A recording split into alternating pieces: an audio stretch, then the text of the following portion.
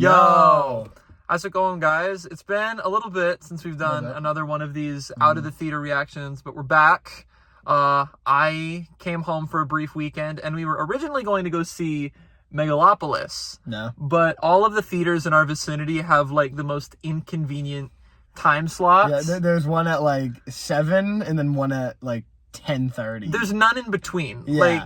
Like a 7:45 to, like, 9:30. It just came out, like, also. Like, good... It's a good time frame, but it's annoying. Yeah, I know. Because I had dinner reservations with my family at 6. Yeah, but like it was a and Saturday I was night, out so with there my were like a family lot today. of. I was at a family reunion today, and I didn't get home until around like 6:30, 7 o'clock. But But instead, we came to see the probably much better Wild Robot. Yeah, we'll have to see. I say probably. Yeah. I'm super excited for Megalopolis.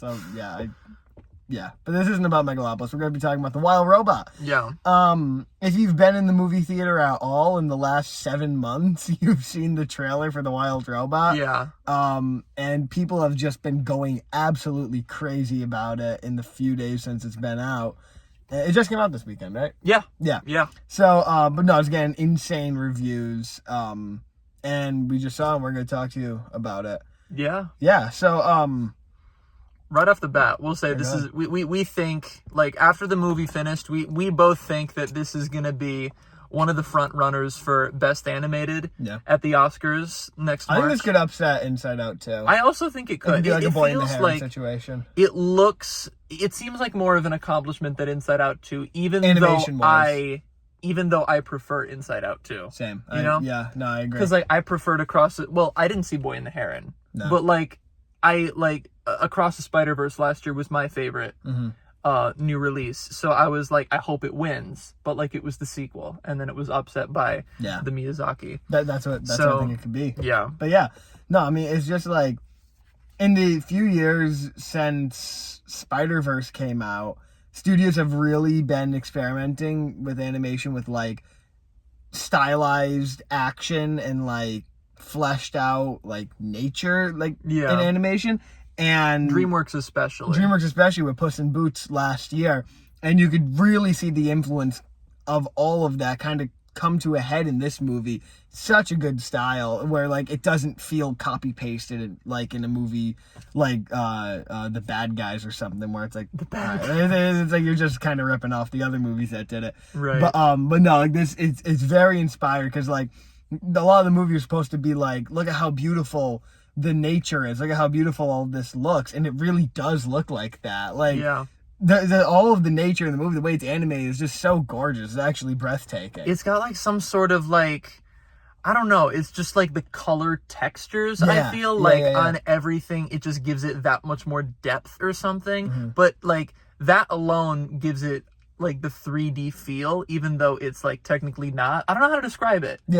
It's weird. It looks realistic enough to give you a sensory experience, but not so realistic that it's uncanny. Right. Too many animated movies do. It's not Lion King 2019. Yeah.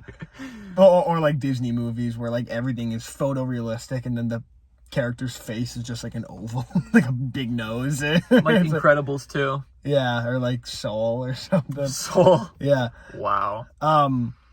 But yeah, I mean, like, I totally went into this movie expecting it to... Well, okay, so a while ago, I wasn't interested in going to see this because, like, I'm not a huge fan of DreamWorks movies. I like a lot of the original properties, like classics. Shrek and Madagascar and, like, Kung Fu Panda and all that. But as soon as I saw the trailer for this, I thought, this looks like Migration. This is, like, the same vibe, but, like, different animation style. And I thought it was going to be just this really generic, like, kind of, like, family comedy storyline. And I'm like, I don't know if I really want to go see it. But then, like, film critics were raving about it. Our favorite, like, movie YouTubers were raving about it. And it's like, what is it about this that's, like, so great? So, like, I got intrigued. And I'm like, okay, so I guess I got to go see it now.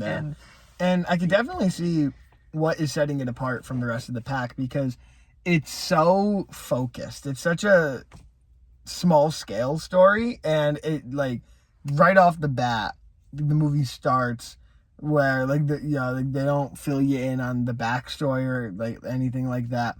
Like you go right into it, and the progression of events is very, very natural. And we talked about this after the movie ended.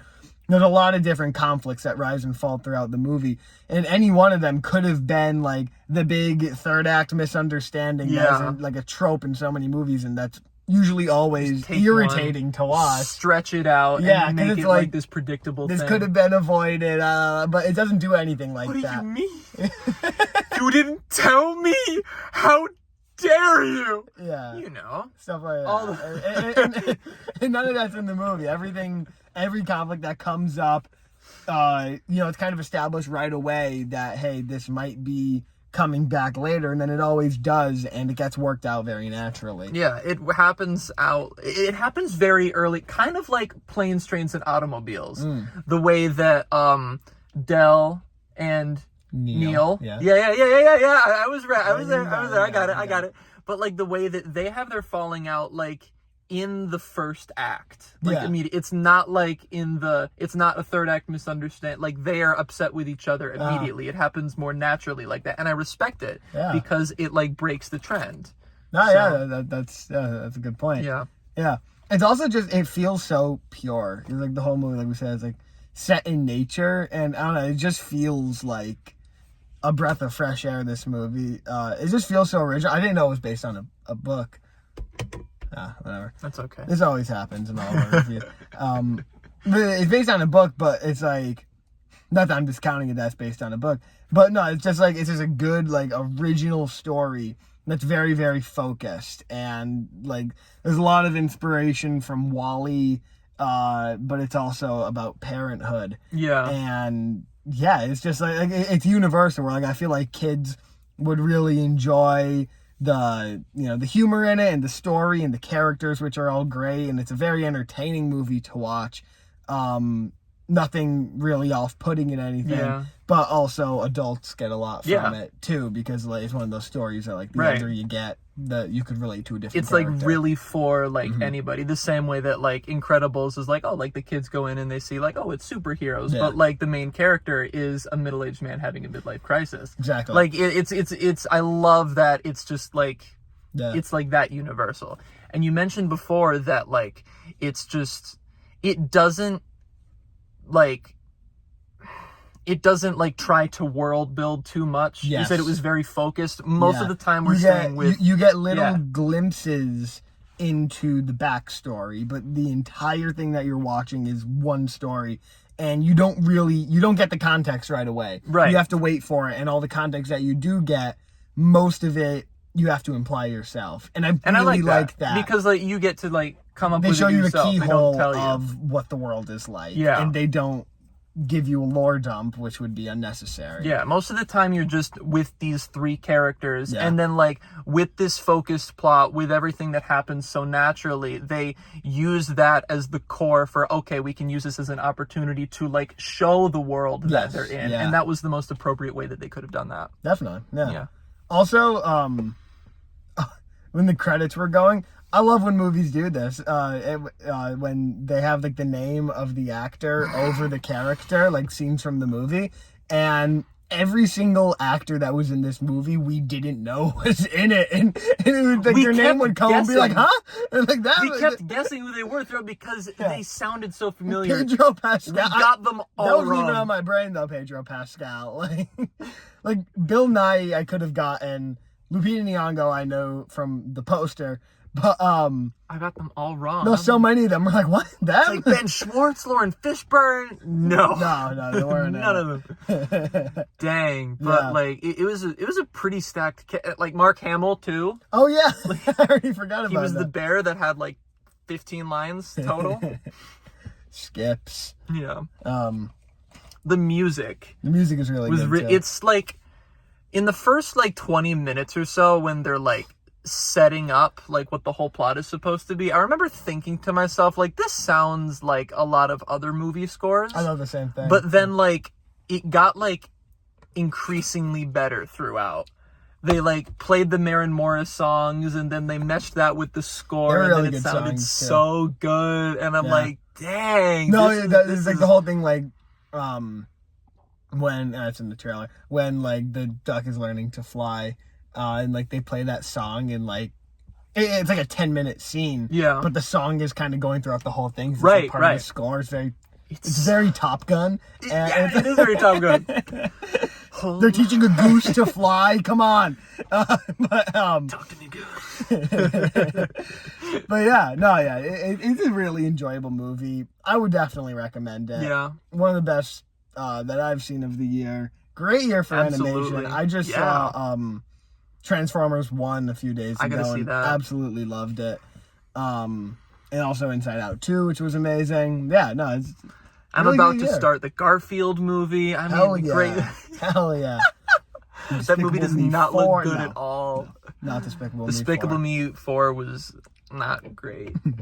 We should have done a review on that. We should have. Yeah, we did see that. That made us both frustrated. I think it's good to have a mini review that we actually have like fully positive reviews about, because that doesn't happen a lot. Yeah. Like, with a lot of our mini reviews, it's like Dune Part 2, which we were like, it's objectively it's good, but we don't want to like it. or like Horizon, which was good, but we're like, or like before that we did like the Marvels, and we're like, no, this isn't good. Spirited was good. That was good. We had good things to say about Spirited. Yeah. What other ones did we do? We did Godzilla x Kong. Oh yeah. It's like Well, I mean, that one was kind of good because like you're really into like the monster. We disagreed on it, and I'm not very into it. But I'm not gonna be over here saying that was a great movie because like literally when you dropped me off at my house, I didn't remember what happened in it. Yeah. But yeah, it is nice to have one of these. It is. Out. You're right. It is. Yeah. But yeah, no. Be sure to check out Wild Robot. Yeah, absolutely. You're going to be hearing a lot about it. I have a feeling come award season. Probably. So check it out. Yeah. Be sure to follow us on Letterboxd. Yeah, we'll put those in the description so you can read our annoying reviews every time we log something. No, they're not annoying. They are funny. We have funny reviews. Are they funny or very insightful? Either or. Some of them are letterboxed reviews, like one-liners, and like sometimes I just feel compelled to like write like paragraphs. Sometimes I'll watch a Polar Express and just type an essay. Yeah. But like it's not because like I need to like prove to the world like why this movie. I'm just like writing it because I want to write it. Yeah, no one's gonna read it, but like I'm screaming into the void. No one's check us out on Letterboxd. Yeah. Be sure to follow or subscribe to us here on YouTube. Leave a comment. Let us know what you want us to talk about. It could be anything. We've been doing a lot of movie content recently, but we are movies and stuff. That's right. So, none's off the table, practically. It's true. Ring the bell, like the video, and share this video with your friends. Yeah. And, tune in next time where we will be talking about something else. Yeah. We don't know yet or when, but there will be another video, so tune into that. Yeah. And until then, we're the Yo Bros. We want to talk to you about stuff.